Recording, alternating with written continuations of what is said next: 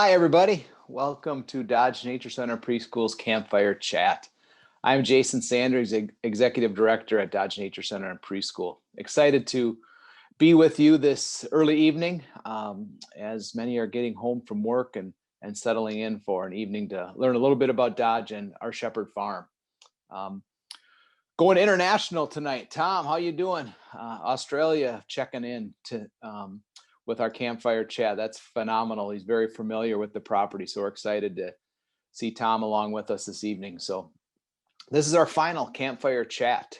Previous chats have included Pete Cleary, our Environmental Education Director, really helping us and helping our family of Dodge and friends of Dodge understand how we're dealing with the pandemic in ways of school groups.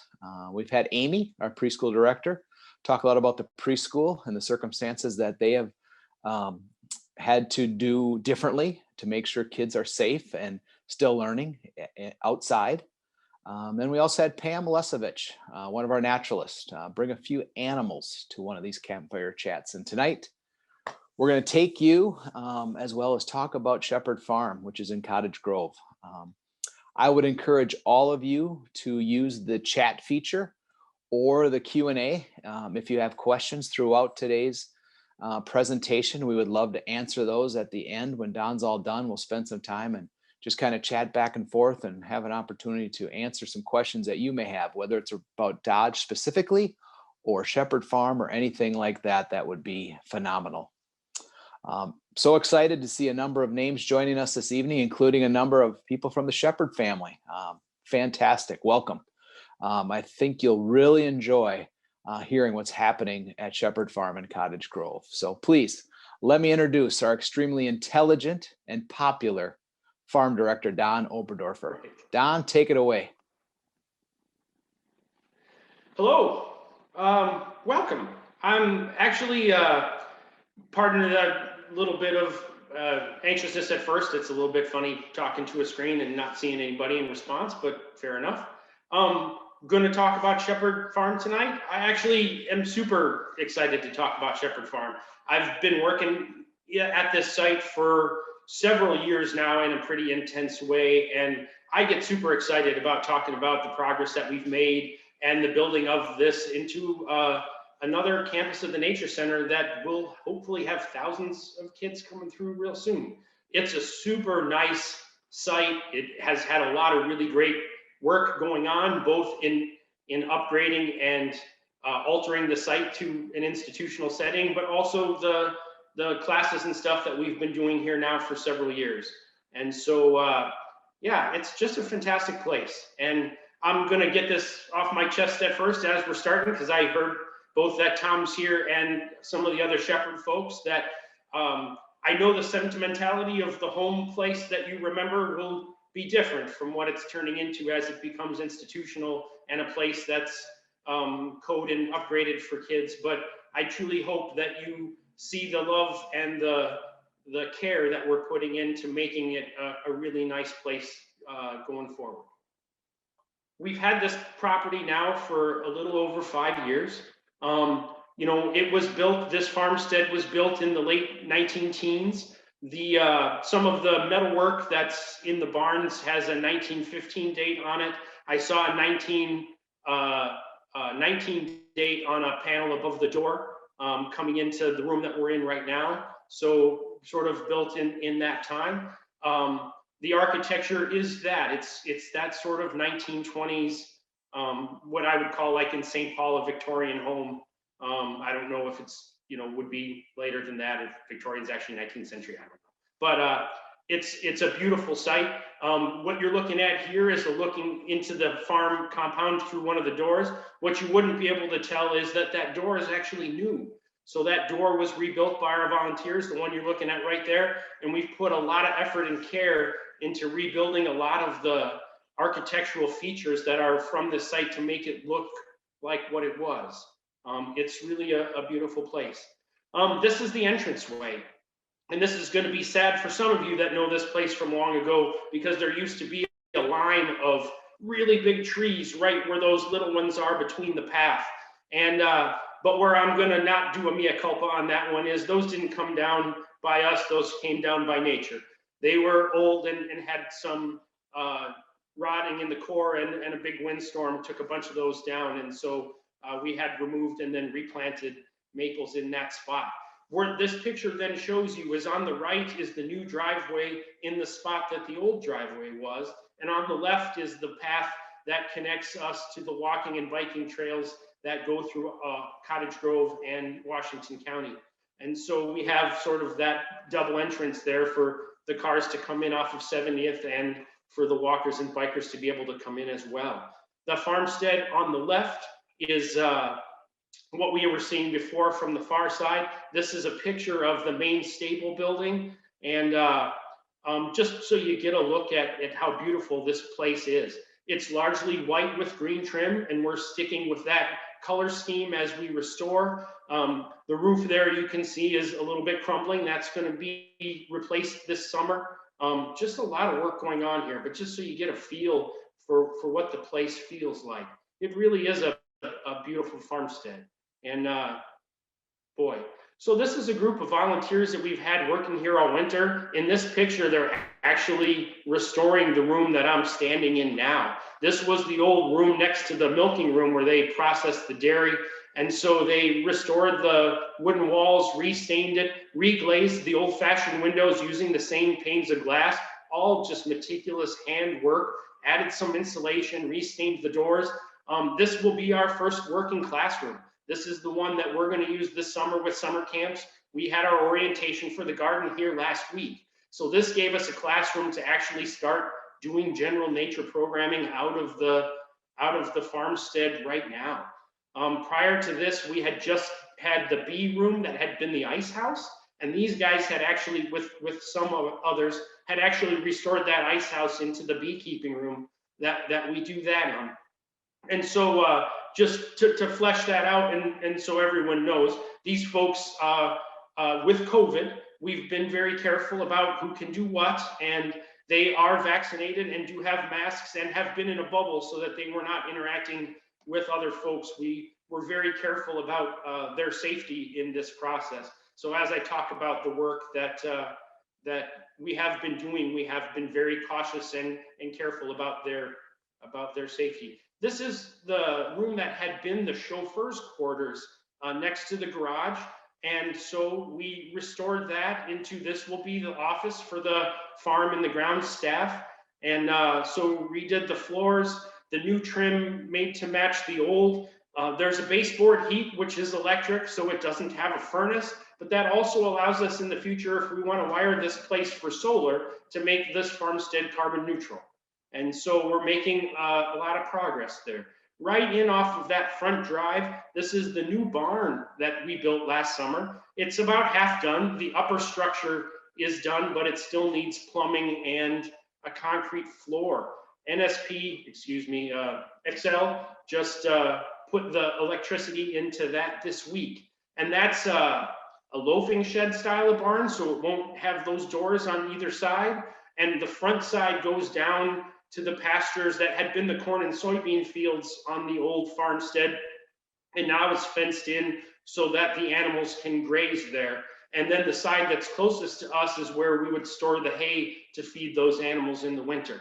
And so it's a thing that as you drive in, this is the front side where the animal pens will be, sort of looking up to it from the pasture. And that's the other side, so you can just sort of see the structure. So we are feeding the cows from hay stored in there now, but there'll need to be a concrete floor and then plumbing for waterers to come in so that the animals can drink in the wintertime. And so they'll have wind protection and protection from above, but it would be open to that east side all year round. And so great. This is just a picture. That same barn is now on the upper left. The pasture to the left of that is what had been the corn and soybean fields, as well as what's right in front of us is the new parking lot. So where we had that very first picture we looked at, which was the entrance drive, that drive leads you to this parking lot where the car is. And then there's a bus loop to the side of it where kids can be unloaded in safety without sort of having to mix through where the cars are parked. And then what's right in front of us is the exit way. So as opposed to the way the farmstead had been originally with one driveway, now there's one driveway in, a parking spot, and one driveway out.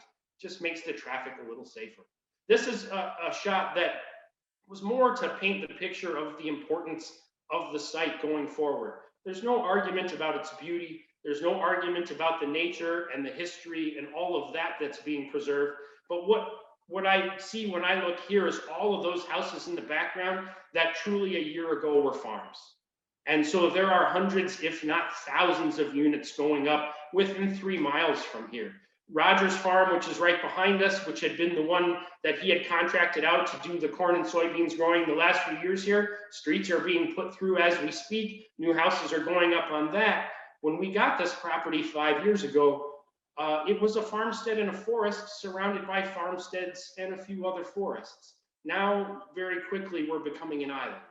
And on one hand, as a conservationist, it's a little sad becoming the island because it becomes an island. But on the other hand, our mission is to teach environmental education and the love of nature to the community. And all of those homes are going to be full of people.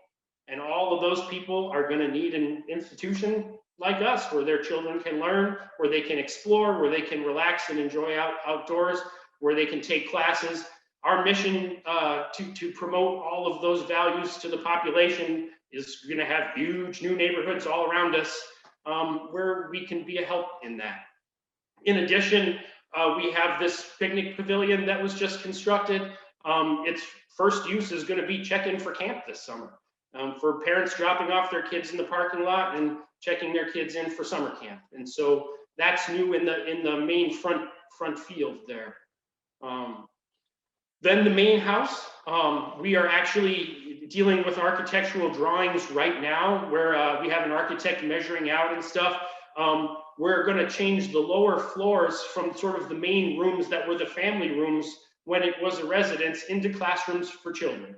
And then the kitchen is going to be updated into a kitchen where they can chop and cut and learn kitchen skills. And then the bathrooms updated from family bathrooms into a public space where people who are using that space can go in and out of a public bathroom.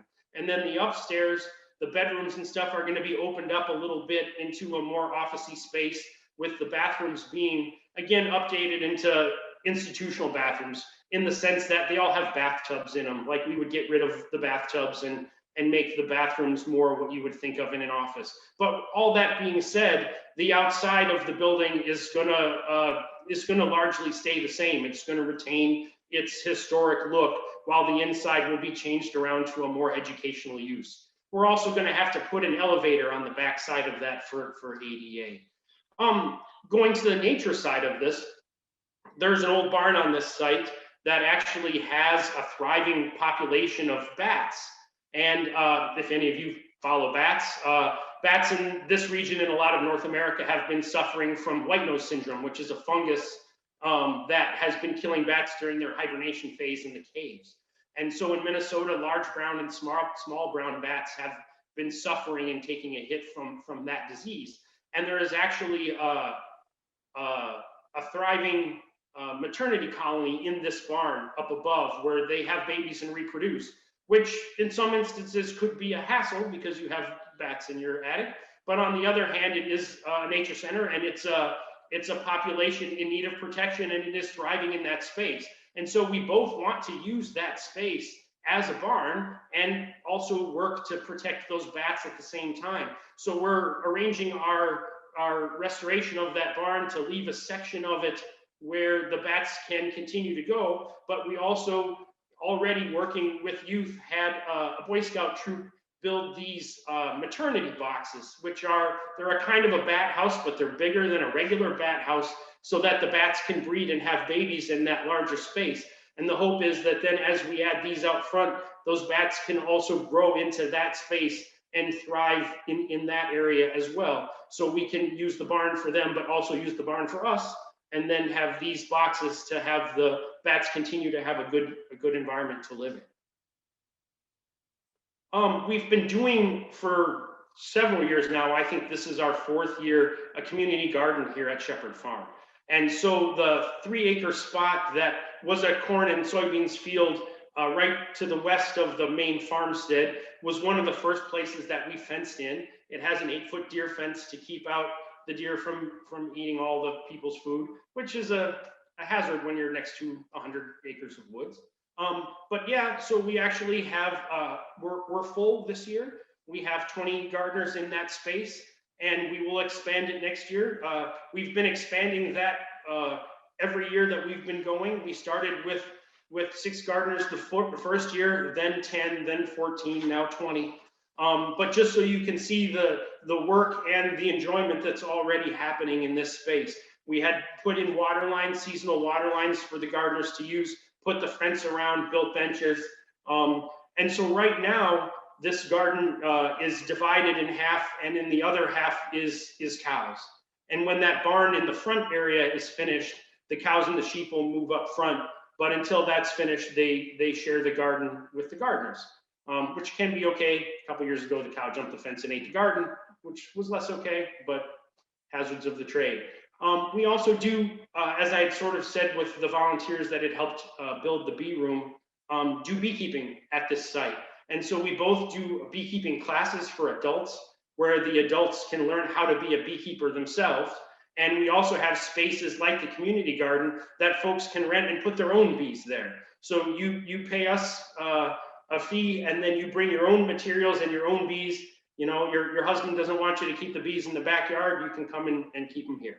And so we actually have 3 registrants this year. We had 5 last year. That sort of varies by people's interest in any hobby, but it's a place that folks want to beekeep themselves, can keep their bees, or if they actually want to learn and do it with our bees and our materials, they can sign up for the class and do that. And so the gardens and that are both. This is a picture of the other half of that spot where the gardeners are. And so that is, the cows are there now, living in that space.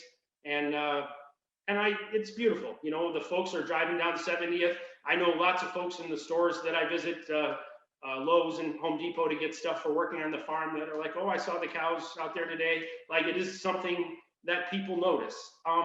As the nature of Cottage Grove changes, as all those houses are being built, all the farms that were around here and these sites that lots of people were used to seeing are going away. And so Shepard Farm is going to be one of the remnant farms of Cottage Grove when all the others are gone. And so when we started building this was a farm amongst farms, and we are going to be the farm that's left. We're going to be teaching about not just the science and the nature and all that of agriculture, but also the history of this community. This will be a carryover of what once was all around us. And then this will be that remnant that allows people to see what the community of Cottage Grove once had been. And so right now we have cattle here, we have sheep, we have goats. We're actually repairing the chicken coop as we speak. We were just talking to the guys building the outside runs. And so where this picture is, where the goats are, is right next to where the bees are. We had Tree Trust, which is a at-risk youth employment group, build some paddocks for us. And so the animals are also in there. Those are smaller paddocks. They're not really designed for them to feed and live in a long time. They're more spaces that when the kids come to learn, you can see them in different spaces. So they're more of an educational space. We've also had the opportunity to innovate in this space. So this example is that same place where the gardens were and where the cows are in the winter. And that's not wired for electricity. It's an old cornfield. And so how do you keep the water liquid in a Minnesota winter? And so we wired a solar panel up to a water heater element and put the water heater element in the bottom of the water tub and use the sun to heat our cows' water in the wintertime.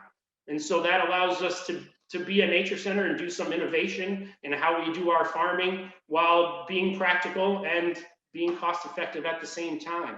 The picture on the right is just the beehive, and what's interesting about that is same time of year, there's a black cover around it, which is the insulating cover for the bees in the wintertime. It's just what allows them to hold a little bit more heat so that, again, they can survive a Minnesota winter.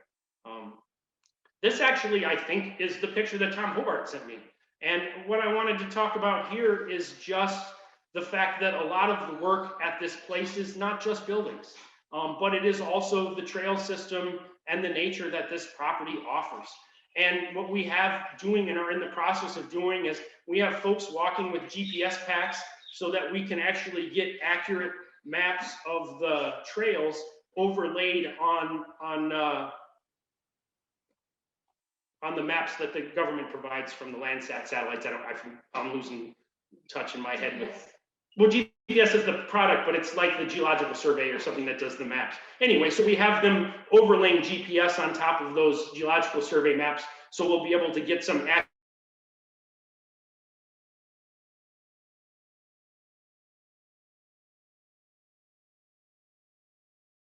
flat. But when you get to the north end, sort of by where that pond and the marshy area is, there's some beautiful hilly areas back in that space. And so as the Shepard family lived here, those trails were fine. But for us, having hundreds of people walking on those in a day, we're going to get a lot of erosion on some of those steep slopes. So we again have the Minnesota Conservation Corps and Tree Trust, which are some at-risk youth employment groups, coming in this spring and early summer to stabilize those trails, put in some switchbacks where places had been straight, putting in some steps if that is necessary, figuring out which areas are going to be accessible to people with disabilities, which areas might be too steep or not having access in that manner. And so we also are doing a lot of work in managing the land, both for the nature and the animals and the plants that are here, but also for the outdoor use that's going to come to this property pretty quickly. Then just another picture of a trail. So what the trail system is now is they're clean and they're beautiful, but they are dirt. And in these flat areas where the grass is, that's actually perfect. The only thing that we worry about is then the areas where you get into a steep sloping area or where there's runoff, so that we can prevent erosion and sort of other damage to the trails with compaction and lots of people coming into that space.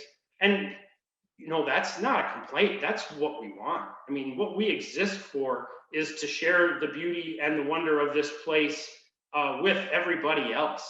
And so what we're trying to do is just be proactive and just setting up the space so that we're ready.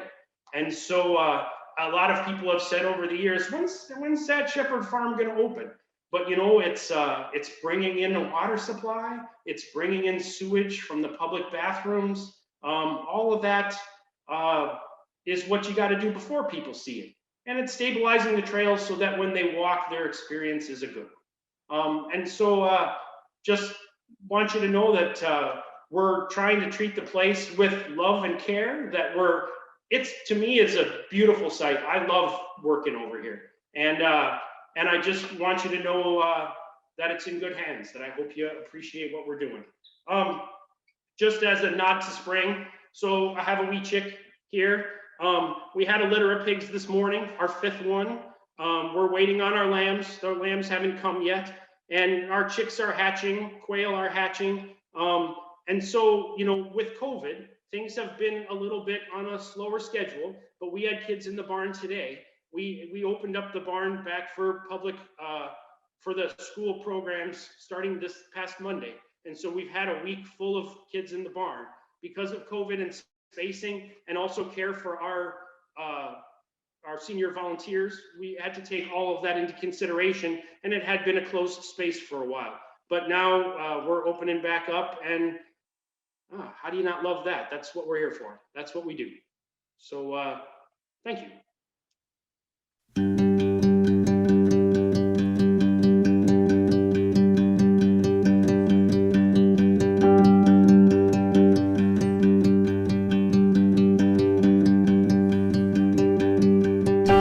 Olivia Dodge always sought out the characteristics and interests and passions that other people had, and she respected them and helped them to move forward and grow in their own path. Mrs. Dodge's legacy is extremely important. to this organization, and it's where we started and it's where we built from. She is still impacting people's lives by what we are doing today, and will continue to impact those lives for many years to come. I think in Minnesota we're too good at keeping secrets, and Dodge has been too well kept a secret for too long. This campaign is really critical to ensure the viability and sustainability of Dodge for the next 50 years and beyond. And one of my hopes is that as a result of this successful campaign, Dodge will not only increase its visibility, but it will increase its audience. It will increase its program offerings. It will increase its range and its reach. I don't think we can think in terms of an ambitious goal. I think we have to think in terms of how much do we want to protect something that we believe in. Too many people are presented with too many barriers for meaningful access to the outdoors and connection to nature. And I think we have an opportunity now to really do good work in accessibility and equity in environmental and outdoor education. I think it just means what I believe in, which is that we all need to have time in a natural setting, to breathe deeply of clear air, to walk and have a vista of green and growing things, and to allow our minds to reach up and think as high our thoughts as we can manage. We're extremely excited about the Cottage Grove community. When you think back to Dodge Nature Center in 1967, this property was surrounded by farmland. And you look at it today, it sits in the middle of housing, but it's here, it's a resource. Cottage Grove is very similar when you fast forward to 2020. I think what Shepard Farm really does for Dodge is it allows it to increase its footprint, increase its visibility, increase the audiences and the numbers served, really press into equitable opportunities for access to nature in the East Metro, replicate what Dodge is already doing best and most innovative in its field, but also be an incubator for opportunities that we have yet to discover. I'm excited to support this campaign because it's an opportunity to not only ensure the longevity of Dodge Nature Center and preschool, but support the expansion to Cottage Grove and an entirely new audience. Cy and I responded to the invitation to support this campaign and work for it because we sensed that the timing was right to build a foundation that would support the base for the future. Thank you for considering a gift in participation and support of this campaign, the largest campaign in the history of Dodge Nature Center and preschool, and an opportunity to invest in not only what we're doing now, but ensure the legacy and longevity of Dodge Nature Center and preschool for the future. Your support is so important to this. This will allow children to continue to come to Dodge Nature Center, to spend time on our trails, to climb Challenge Hill, to be connected with nature. We want to create experiences for adults as well. We want adults to come back that have sent their children here, to be able to tell the same stories their children are telling them. Experience our programs, experience our trails. Your support is key in allowing that opportunity for Dodge to grow, not just here, but in this community and in classrooms and in schools. Whatever Dodge means to you, this is an opportunity to continue that innovative work and make sure that Dodge is in a position to succeed as we all go forward at a time when nourishing everyone's need for nature is more important than ever before.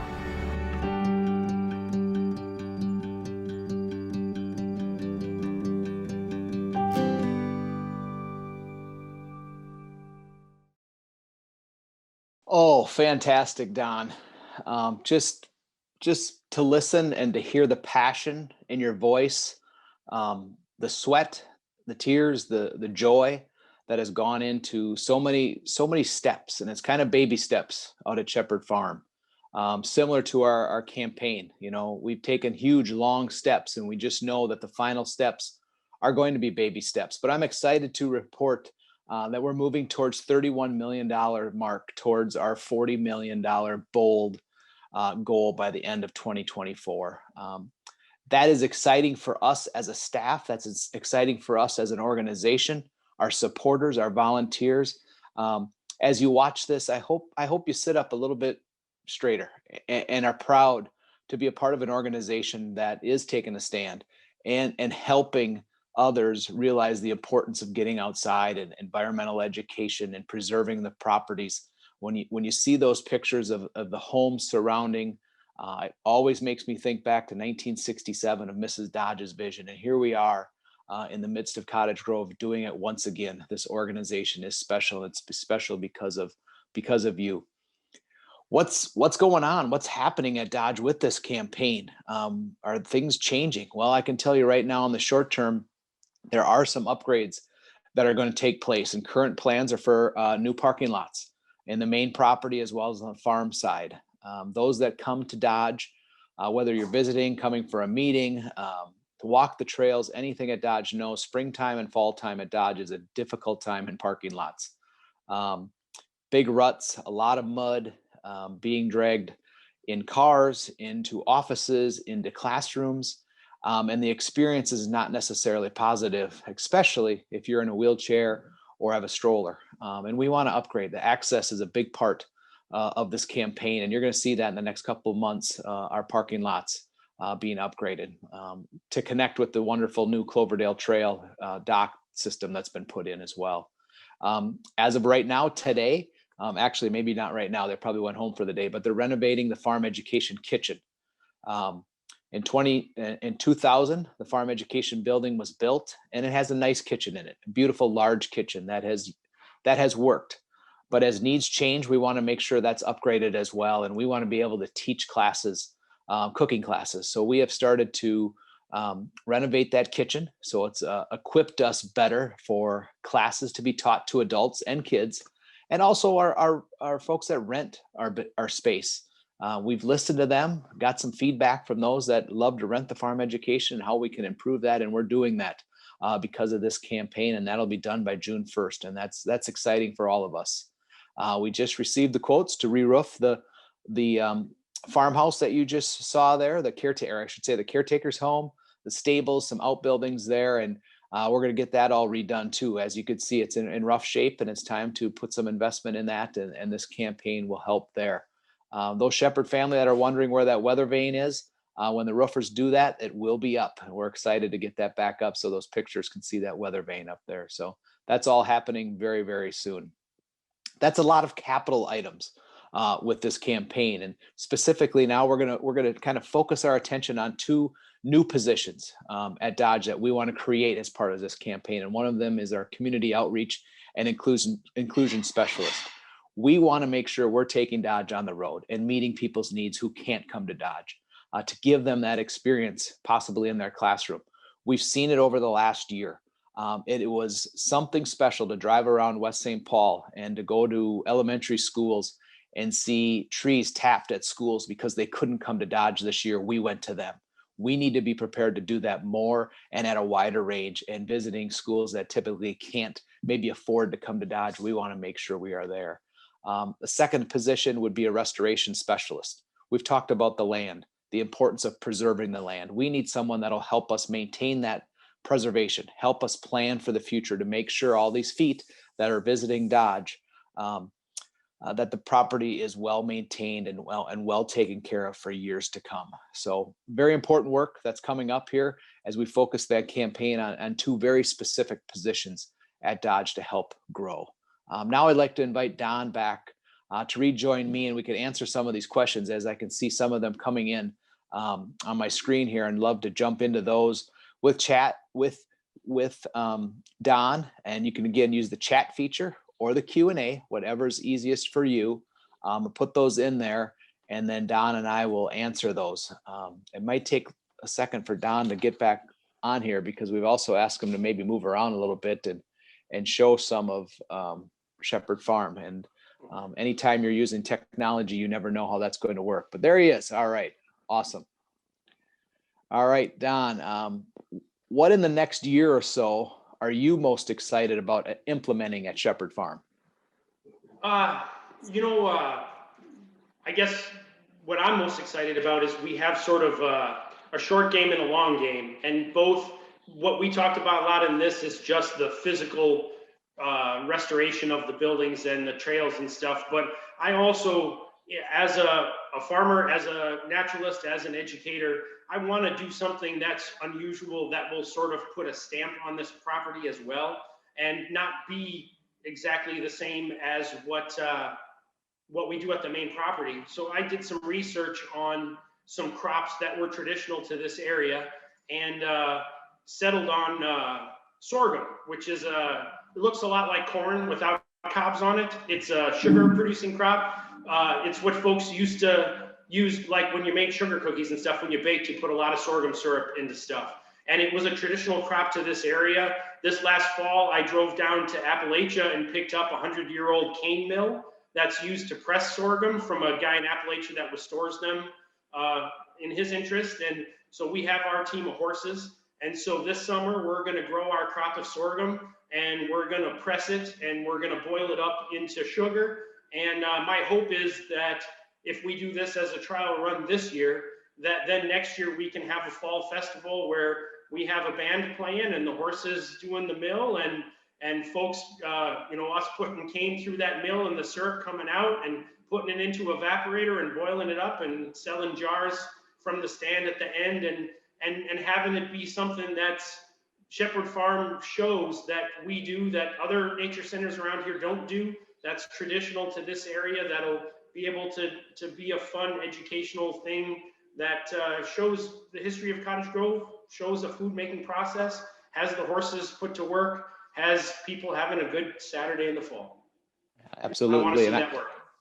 Absolutely, Don. And I would echo that. I would say what I'm jazzed up about in the short term is getting campers back out there this summer. Last year we couldn't have camps, at least at Shepard Farm. We did some smaller camps on the main property. But we have some weeks of camp coming up, and just to see that excitement. And it's not just that excitement of the children, it's the excitement of staff. You've seen Don, you've seen his passion, but anyone that goes out there, the opportunity to have that blank slate, to be able to go out and teach in an area that's new to them, and you find new things every time we're out there. If you take a hike, you're going to see something new, and I think that's so exciting for the future. Here's one: is how does the main property and Shepard Farm complement each other? Educationally, we are trying to not just duplicate ourselves. To a little bit, we're gonna, because we're a nature center and what we teach and we're good at it. We want to spread that mission to others, but we also want to do different things at the different properties. The beekeeping classes is an easy example to put forth right now. We teach bee stuff at the main property, but it's all kid-oriented classes. And in the Shepard Farm beekeeping programs, we're teaching adults how to be beekeepers. And so the classes are aimed at adult learning. We are only about 15 minutes from the other property, so folks that lived in that area can come over here for these programs, and the folks that live here can go over to the main property for those programs. And so we want to do some different things here that will draw people into this site, and do some other things at the main property that will draw them there, while doing our main educational programs at both. Awesome. Don, do you still have Highland cattle? Not at the moment. We had some problems. I think I had mentioned to you at the garden park that the Highland cattle jumped the fence and ate everybody's gardens. And so we were having a little bit of trouble keeping them behaving. And so at the moment, we have jerseys. Perfect. How will Dodge reach out to the community in Cottage Grove so they can see how much Dodge has to offer? I think personally, when we started the process of Shepard Farm and what we were going to do out there, part of the first things was a slam dunk with the gardens, and that was to create a group of people that started to understand what Dodge is and can be some ambassadors. As Don mentioned, the community garden numbers have gone up. We've created new people out there to understand what we're doing. Having Don teach those courses and having that connection, that relationship has helped that. Our social media is a big part of what we do. The followers that we have in Cottage Grove, and just based off of the emails, the phone calls that we get from the community of Cottage Grove and Woodbury, which is right next door, questions about what's happening, when can we visit there. I think, I don't think we're going to have a problem reaching out to the community and getting them involved. We're excited to do that because they're waiting and they're ready. So it sounds like the trails have a lot of work to be done. When will those be open to the public? Again, another good question. And kind of the target continues to move a little bit. We have trails that are ready to be open. It's a small, not a real long trail. It's a good hike, definitely. But we want to make sure that they're well identified, because there are areas that are not prepared yet. So we softly opened them last year, really to staff, our board, some close friends, just to kind of get out there and, hey, we're going to put some signage up, see what it's like, see what the feel is. And that went pretty well. So I would say by June 1st, we hope to be saying, go out and visit Dodge and see what things are happening out there. Are there things that you can do at Shepard Farm that are different than you do at the main property? I think Don has hit a couple of those. Anything you want to add to that, Don? No, I mean, we have plans to increase that. We're developing this farmstead one room at a time. And so as we develop it, we'll open up into more and more programming in that way. And we have lots of ideas, not just myself, of different programming that we'll do in this space. And we're just growing into the space. And so as more stuff gets renovated and the ability to use it, the more and more programming we'll do out of it, and new and different programming.